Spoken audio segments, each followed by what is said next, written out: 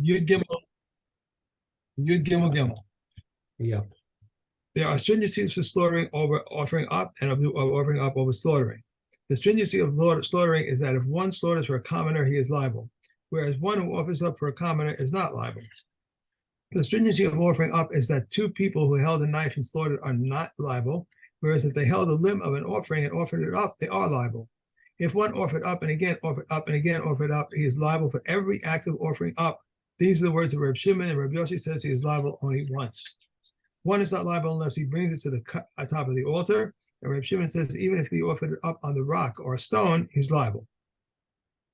Whether they were offerings which were fit or offerings which were unfit, whose invalidation was in the holy, if one offered them up outside the temple, he is liable. One who offers up an olive's volume of an olive oil offering and of the sacrificial parts outside the temple is liable. The chometz, the frankincense, the incense, the mincha offering of kohanim, the mincha offering of the anointed kohen, and the libation mincha offering. If one offered up an olive volume of one of them outside, he is liable.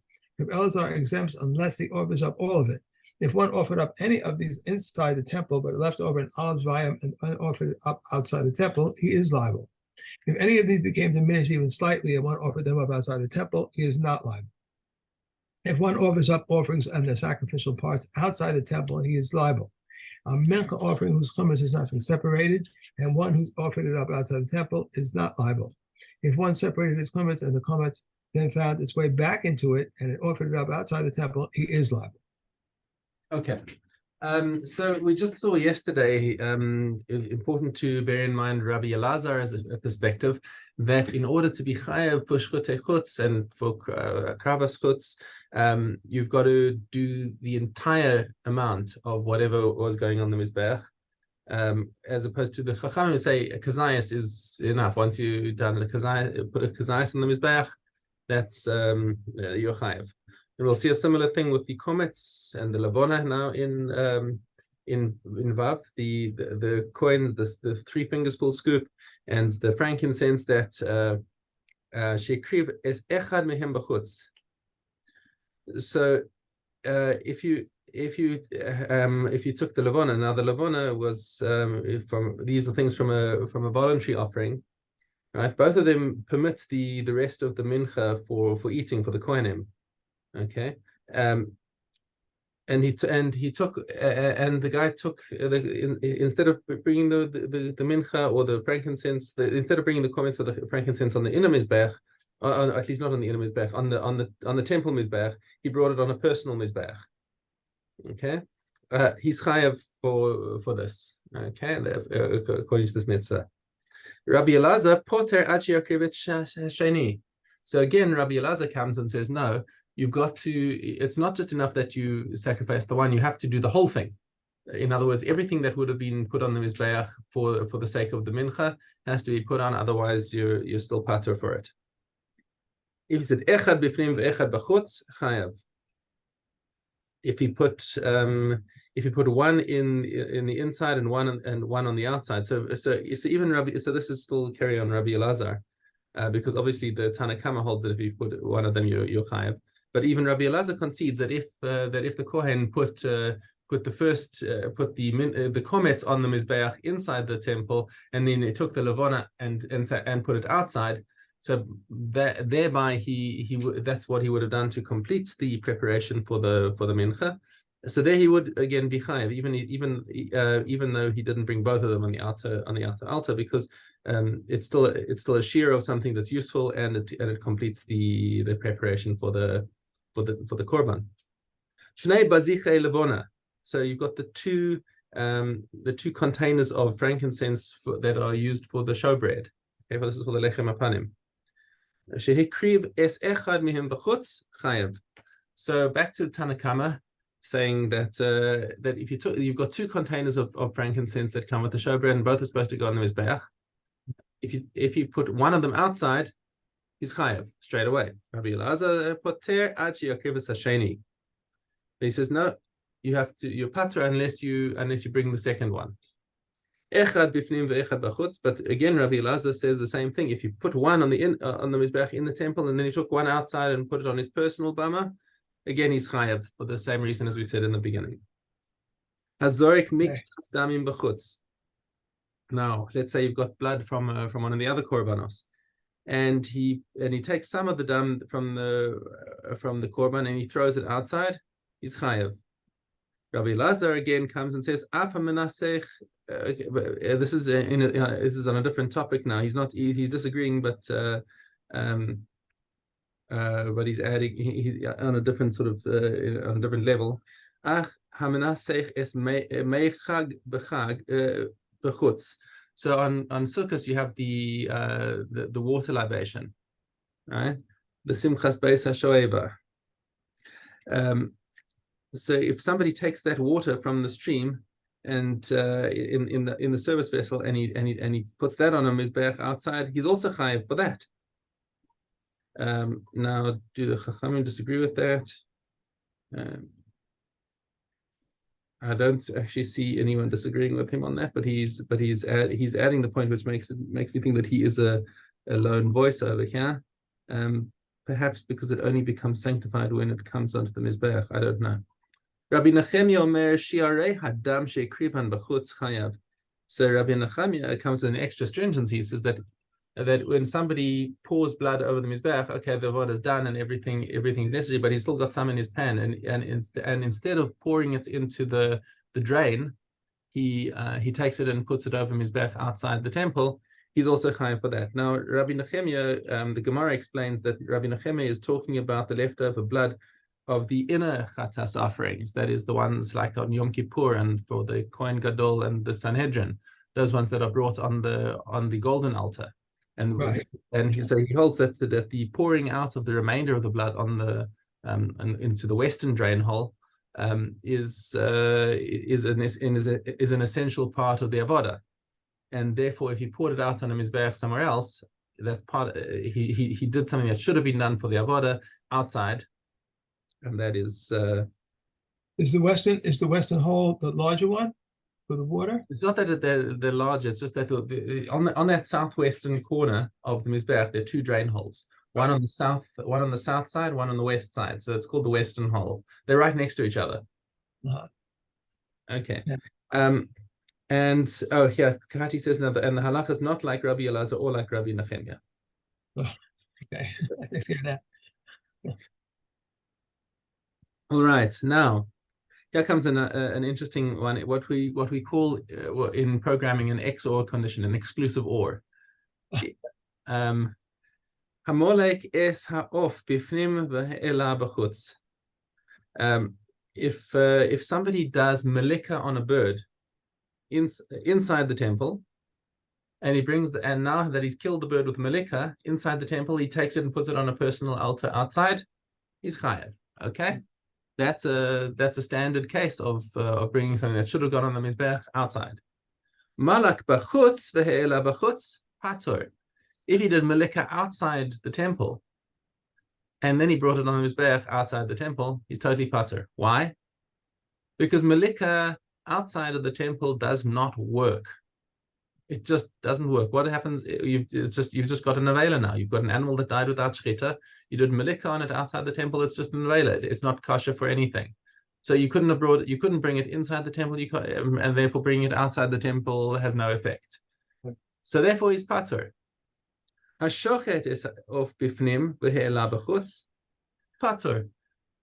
So if you do a shechita on the bird inside the temple, then that bird is now possible for the mizbeach, because birds that have to go on the mizbeach have to be killed by melika.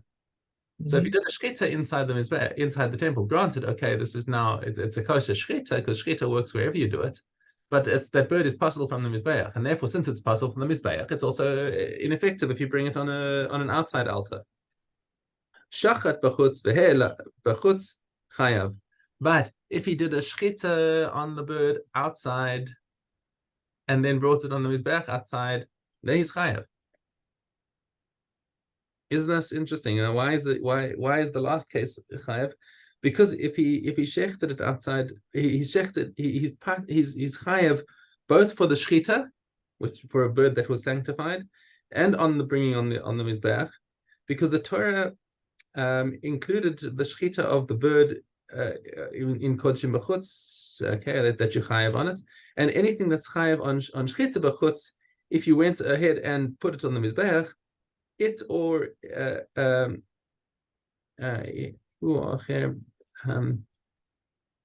if he or somebody else went and put it on that mizbeach outside, he's chayav also on the ha'ala. So it seems like there's a connection. Why it's just a gezeres hakasuv that once you're chayav on the shchita b'chutz, you're also chayav on the ha'ala b'chutz. So you see the situation where it's to be chayav, you've got to have shchita and shchita b'chutz or melika b'fnim, but it's an XOR, right? It's an exclusive or. The shchita, the shchita and the outside are exclusive. Or sorry, the shchita and the inside are exclusive ors. Anyway, it doesn't. It's just a little programming thing which you may not you may not relate to. It turns out that the way that it becomes kosher inside is his patur outside, and the way that it becomes kosher outside is his patur inside. So it works in exactly the reverse direction, whether you're inside or outside. Rabbi Shimon Omer kol shechayvin alav b'chutz chayvin al kayotze bo bifnim shehe'elahu b'chutz. So Rabbi Shimon's insight over here is that anything that you chayav for bringing a korban outside on the outer mizbeach, on the personal mizbeach, you're chayav on something similar that you did inside and then took it outside. So what's Rabbi Shimon saying over here is that just like if you shechted it outside or at night or and put it on the mizbeach, you're chayav. Similarly, somebody does a shochet b'fnim, does a shchita b'fnim inside the temple at night and then brings it outside. He's also chayav on the ha'ala chutz min hashochet b'fnim u'ma'ale b'chutz, except for in other words, except for somebody who's shechting an off kodshim. He's specifically talking about the bird sacrifice that he brings out, because that one is patur, even though he shechts the off kodshim. If he hashochet off kodshim b'chutz u'ma'ale b'chutz chayav. Hang on, I'm actually missing the subtlety of Rabbi Shimon over here. The Gemara is explaining here that Rabbi Shimon is disagreeing with the Tanna Kama. And we've got a piece of the nusach missing from our Mishnah. So what do you have to add to the words of Rabbi Shimon? He says also somebody who shechts a behema at night inside the azara and brings it up at night and brings it up on the personal mizbeach is patur. Since it was shechted at night, it becomes pasul from bringing into onto the mizbeach, and therefore he's not chayav on taking it out to the personal mizbeach. Okay. I don't have anything about night over here. But if he shechted it at night and outside and brought it outside, then he's chayav because shchita at night outside the temple is not a psul. And therefore, once it's not a psul on the mizbeach, it's kosher to make you chayav for the outer mizbeach. I know this is kind of confusing, because what we're saying is that in order to get it right, in order to do the aveira, you've got to do things the way it would have been done for a mitzvah inside. If you messed it up for the mitzvah, you also messed it up for the aveira. That's the basic principle. Where Rabbi Shimon is coming to say, no, even if you shechted at night inside the temple, you would still be chayav for bringing it outside. But the halacha is not like Rabbi Shimon. I hope that's clear. May have to go over those things in the commentary, because it's not explicit in the Mishnah. I'm looking at the note over here. Okay. Okay. Ches. Achatas shekibel dama bekos echad. So a person received the Kohen receives the blood of the chatas in a service vessel, and then he took this blood and went and walked out the temple and put it on a personal mizbeach, and then he came back and put it back on and put the rest of it on the temple mizbeach, or he did it the other way. Bifnim, he threw it on the temple mizbeach, and then he went and put it on the personal mizbeach. In both cases, he's chayav. Shekulo ra'oi lavo bifnim, because all of the blood was fitting to put on the temple mizbeach. So it doesn't matter whether he did it properly first and then improperly, or improperly and then properly. The fact is he's chayav for bringing on the outer mizbeach. Okay. Kibel dama bishnei kosas. What happens if he brings it in 2 cups? He catches the blood in 2 cups. Okay. Nasan shnehem bifnim patur. Okay, so why does he? We just mentioned the first one is obvious because that's what you're supposed to do, is put all the blood on the temple mizbeach. Yeah, that's we say he's patur, but we keep it in, just so we've got all the 4 cases, all the possible cases of how he could do this. Shneim b'chutz, if he does both of the cups of blood outside, he's definitely chayav, of course. Echad bifnim ve'echad b'chutz. So he first throws one cup of blood on the temple inside, on the temple mizbeach, and then he takes the other cup outside. He's patur. Why is he patur? So this echad bifnim ve'echad b'chutz is patur because since he threw the first cup, the second cup is no longer now has a din that it should be thrown just into the canal, because it's the avodah has been done. You took 2 cups of when you catch the blood from the animal, remember it's got lots of dam and nefesh. You don't have to catch it all. He caught enough in 1 cup. He went extra and got an extra cup just to spare, right? So now if he poured one onto the mizbeach, the other one has nothing else to do. You can just pour it into the canal and it goes away. And now, if he takes that cup and throws it on an outer mizbeach, on a personal mizbeach, it's a meaningless act. So therefore, he would be patur for it. However, echad b'chutz ve'echad b'fnim, if he first went and threw 1 cup on a personal mizbeach, and then he threw the second one on the temple mizbeach, chayav al hachitzon v'pnimi v'chaper. He's chayav for hakravas chutz outside for the first one, and the second one completes the avodah, because it was a kosher cup of blood that never left the azara, and he can and it did its job. Lama hadavar domeh. So what can you compare this to? Lemafresh chataso v'avda. So if a person separated a chatas offering for himself and it got lost, wandered off, and he said, okay.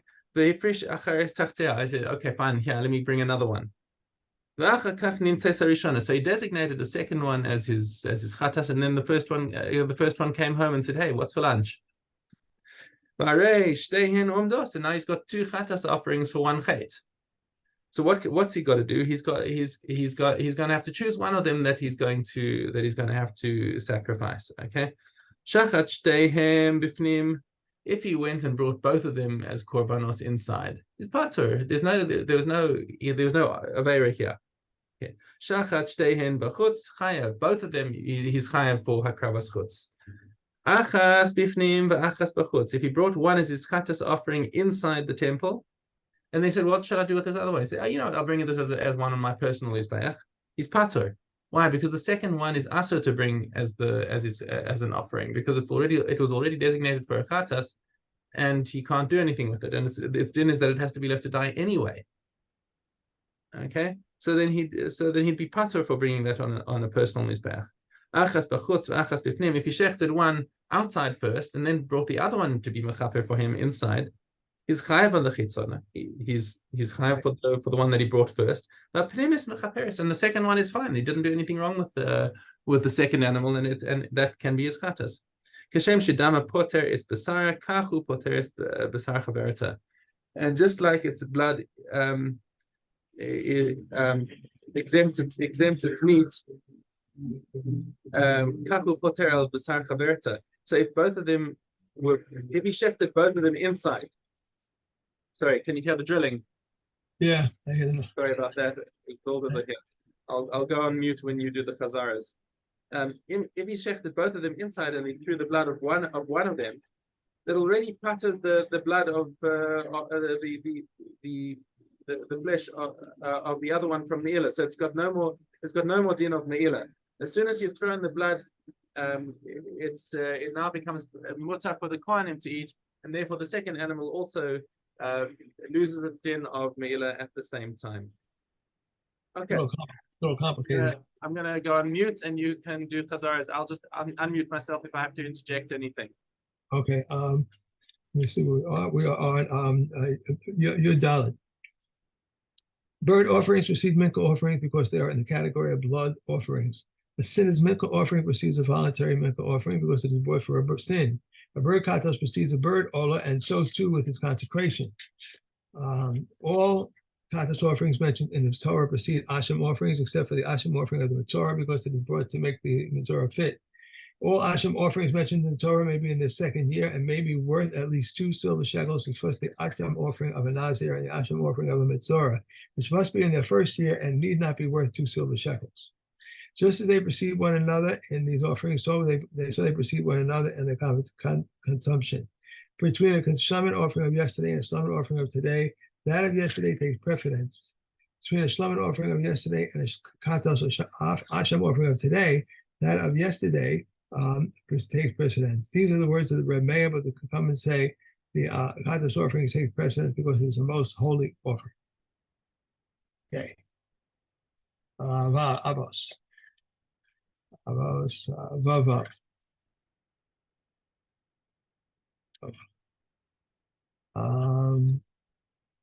I have here Shaw.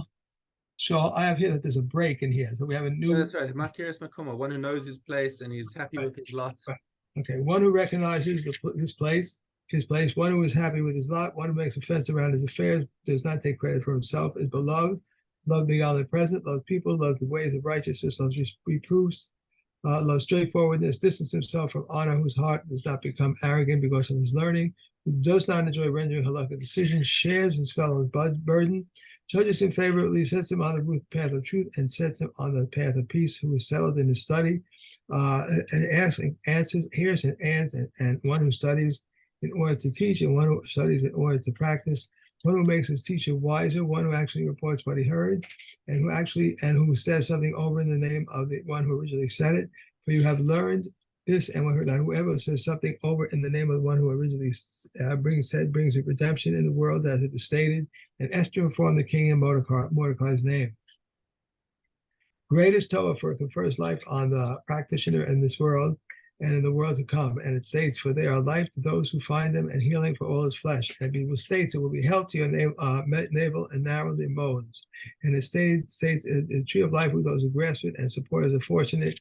And it states, for they are adornment of grace for your head and for the chain of your neck. And it states, it will set an adornment for grace upon your head and will bestow a certain crown of splendor upon you. And it states, for through me all your days will be increased, and through your years of life for you. And it states, length of days at its right, and its left, wealth and honor. And it states that they add to your length of days and years of life in peace. And it states that ways of pleasantness and all paths of peace. Reb Shimon ben Mantaya says in the name of Reb Shimon ben Yochai, beauty, strength, wealth, honor, Torah, wisdom, and old age, and ripe old age, and children, they are the fitting for the righteous and fitting for the world. As it is stated, the crown of splendor is ripe old age, and it will be found in the path of righteousness. And it says the splendor of youth is their strength, and the strength of the elders is hoariness. And it says the crown of the wine is their wealth, and it says the crown of the elders is grandchildren, and the glory of children is their parents. And it says the moon will be illuminated, and the sun will be shamed, for the Shem, Master of legions, will have reigned in Mount Zion and Jerusalem, and there will be honor for all his elders. Reb Shimon ben Asai says these 7 qualities that the sages enumerated as fitting for the righteousness, all of them are found in Rebbe and his sons. Okay. And we are on to Shavuos.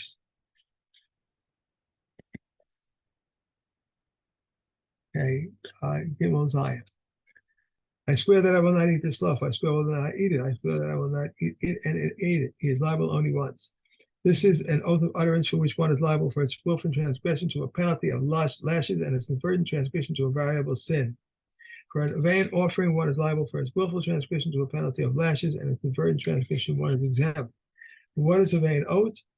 A vain oath is one who swears to contradict what is known to man. For example, I said concerning a pillar of stone that is gold, concerning a man that he is a woman, or concerning a woman that she is a man.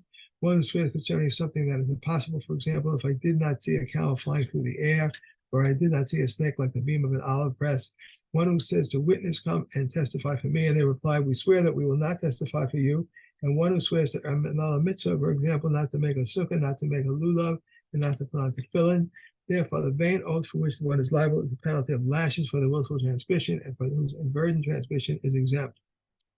I swear that I will eat with a sloth. I will swear that I will not eat it. The first is an oath of utterance, and the second is a vain oath. If he eats it, he transgresses only the prohibition against the vain oath.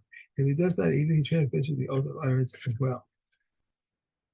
The oath of utterance applies to both men and women, non-relatives and relatives qualified. Okay, that's it. And I actually have to stop here and run. Okay. Okay. Have a great. I'll see you tomorrow. You too. Have a good day. Bye. Thank you.